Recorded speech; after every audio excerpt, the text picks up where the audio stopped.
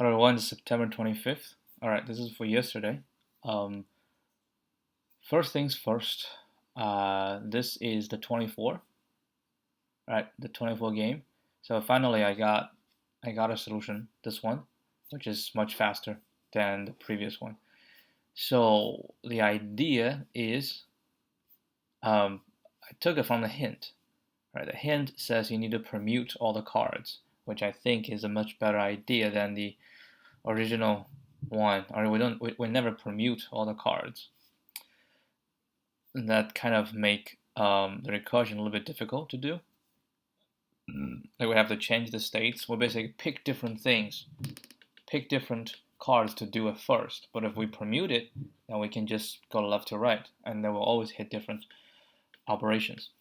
And here are all the operations. I say if we can do one card, right? We isolate one card and put the rest through it, and then once the rest, all the results come back, I can do, add, minus, plus, divide. That's that. The second situation is isolate the first two cards. We isolate two, of the remaining we go through the recursion, and then we do the same thing. And then we also isolate three cards, right? Isolate three cards and put the rest, and that's it. So that's basically how it is, right? So if it's one card, we just return it. If it's two cards, that's all four possibilities, and also we cache, right? The cards is a tuple, so we can cache it.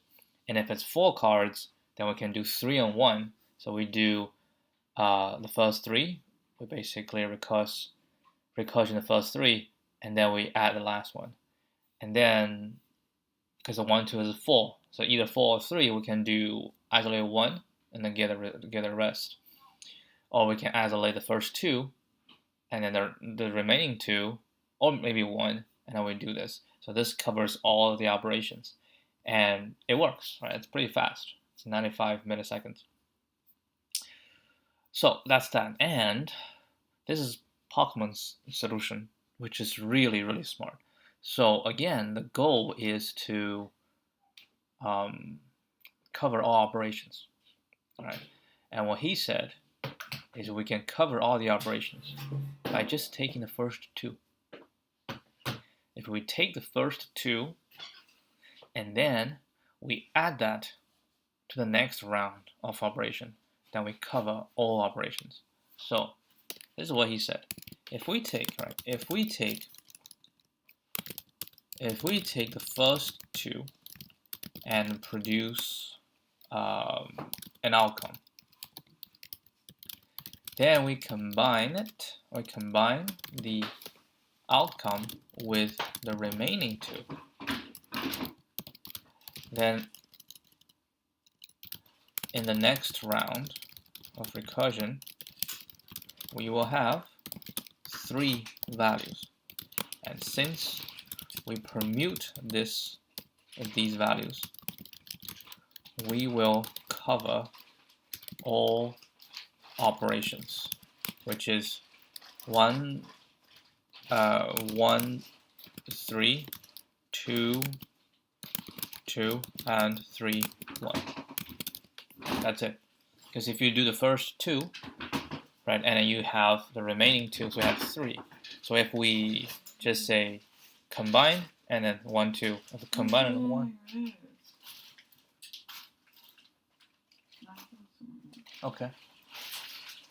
If it's the combine and a 1 and another 1, then we covered this 3, 1 situation. And if we permute, and actually 3, 1 and 1, 3 is the same. And then if we permute it, so the remaining 2 gets operated first, and that's a 2, 2 situation. So by doing this, right, I actually make it so we have, like, say, C, V3, and V4, right? Say C is the outcome of the first 2 cards. Then the next round is a permutation. Right? It's a permutation of. So if we do CV3 and then V4, right? that's a 1, 2, 3, or you can say 3, 2, 1 situation. And similarly, we can say CV4 and V3 is the same thing.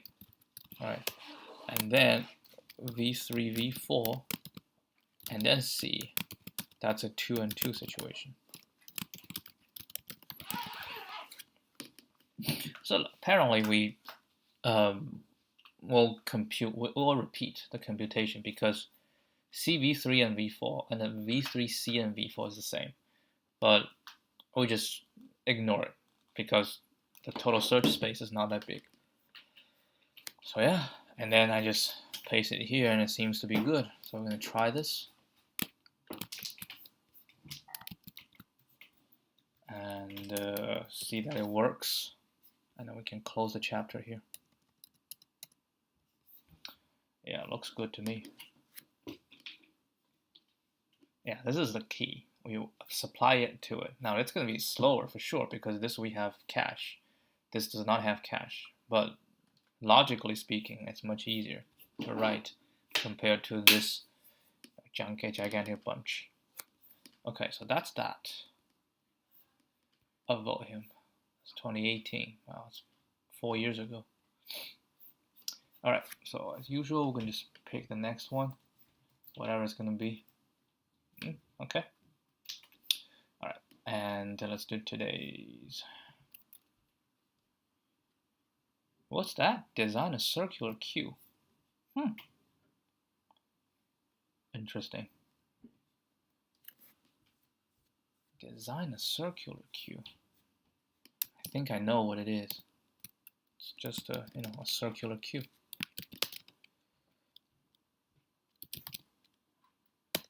Hold on. Let me this is actually the day before yesterday. Alright, let's see. I've done it before. Circular queue.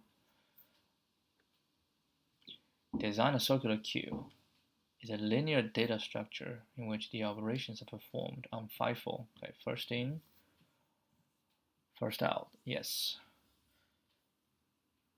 And the last position is connected back to the first position to make a circle. It is also called a ring buffer. I've heard of this. One of the benefits is that we can make sure the space is in front of the queue, or make use of spaces. Yeah, because you pop from the front, and the front of the space is kind of wasted. Yeah, we cannot insert the next, even if there is space in the front. Using circular queue, we can do this. Initializes the object, the size. So we have the size is k. Basically, it's going to be an array. It's going to be an array. We just need to play the indices smart. Bless you.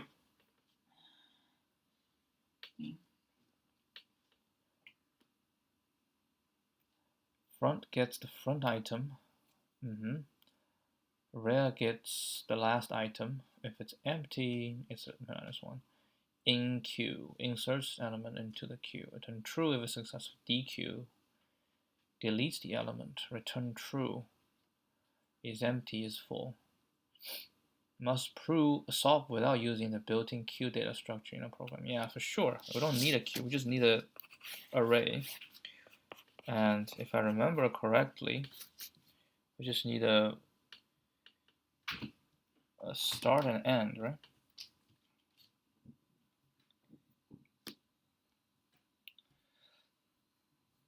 Hold on, let me think. When I have a start, head and tail, H and T, okay, head and tail. So they are pointing to the same one, okay? So if they're pointing to the same one, that means we are, is it empty or is it full? Damn. No, that should be full if they're the same. So tail should be here. Head and tail. Head is the first one, and tail is, hold on, let me think. So as we go,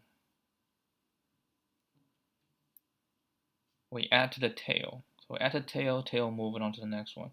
We add to the tail, tail moving on to the next one, right? And we keep going, tail add to the next one. We add tail to the next one, and then they're the same. So if they're the same, okay, what's the value? So we can use the value to determine. 0 to 1000. So we can do a negative value.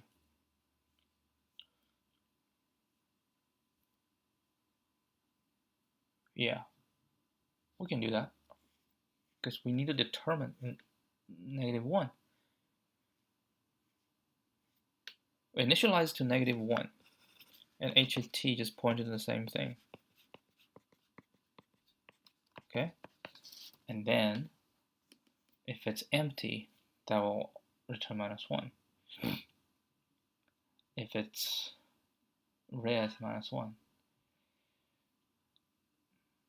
Rare is going to be t minus 1. That's the rare, because I push in Q, right? I push it in, I'll move to the next one.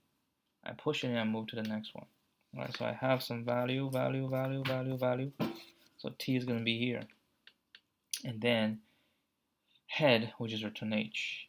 Tail, I just return t minus 1, right? And then dq is on the front. So I dq, so move h down, and this one turn to -1, right? And dq, if I dq to here, yeah, that become empty. Is empty, just h equal to t, right? H equal to t, and the thing they're pointing to is -1. That is an empty. Full is also h equal to t, but the value is positive or non-negative. Okay. What else? Yeah, let's try this. I think this design is simple and easy. I think it shall work.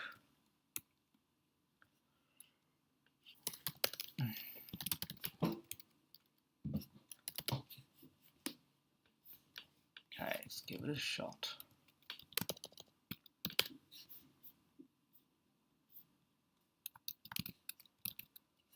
Alright, so we say self.q, I just got q equals -1 times k, and self.h equal 0, and self.t equals 0. Alright, let's do is empty. Return self.q equal, no, self.t equal to self.h equals self.t,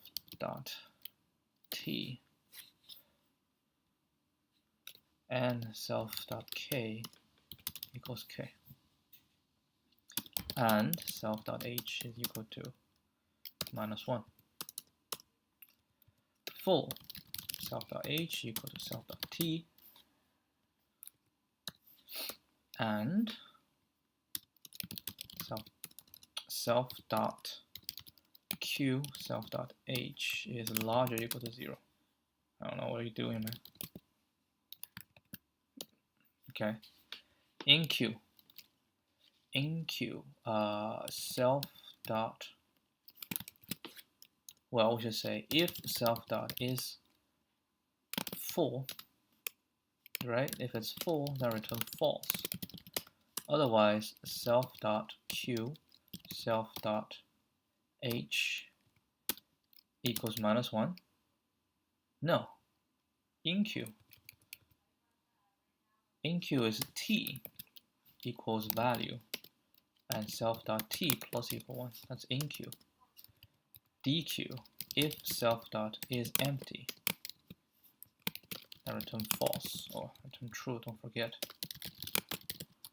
Right, return false. And then we say self.q, self.h, mark this, and self.h plus equal 1, self.q, self.h will equal to, what is equal to? No, it doesn't. This is dq. Just return true, right? That's dq.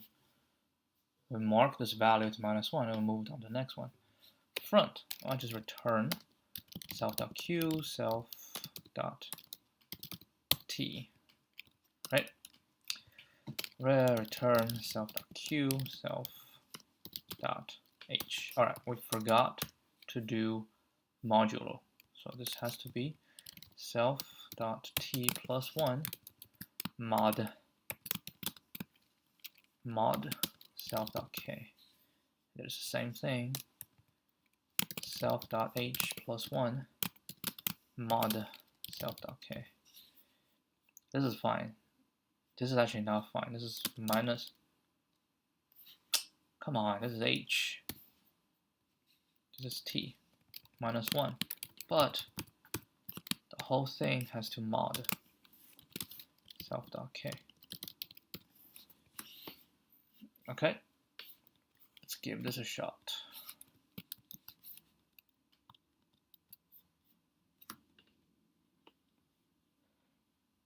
That's it. Damn, only one test case. Okay, this test is passed.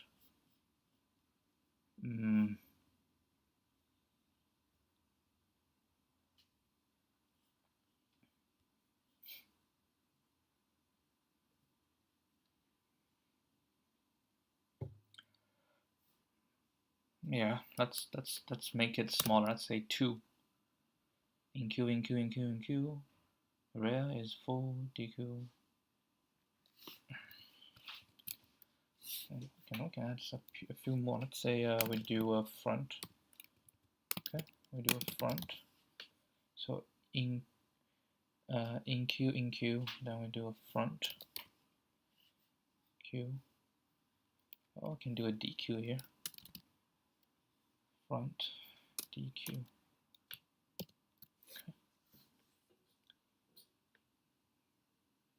Yep, I think this shall be right. Give it a shot.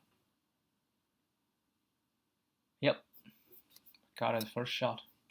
Good. Good. Okay, let's see.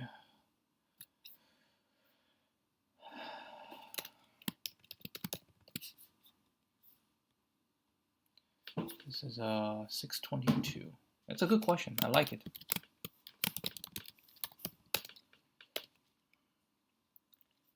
Use an array, 2 pointers, and a modulo. 1 pointer H always points to the front. 1 pointer T always points to the position after, right after the end. A default value for empty cell. Since the inputs are all non-negative, we use -1 as the sentinel for empty cell. And empty Q happens when t equals to h and its cell points to -1. Full Q means t equal to h and its cell points to some non-negative value. The rest becomes self-explanatory. So in Q, it should be all operations are O1. Yeah. All operations are O1.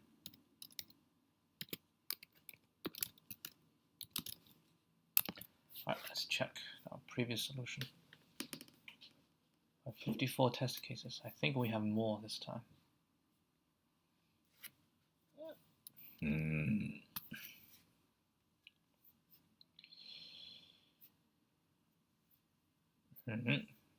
capacity, or I have a size, which is unnecessary. It is necessary because I use size to check full or not full, but here I use -1. I see. Maybe I'll make this one just like fewer if and else, but overall the idea is the same. Alright, 54, 58, we got more test cases. Alright, that'll be it. I don't have the Ghana to take on this one, so I'll probably do this next time. Alright, see you guys tonight. Adios.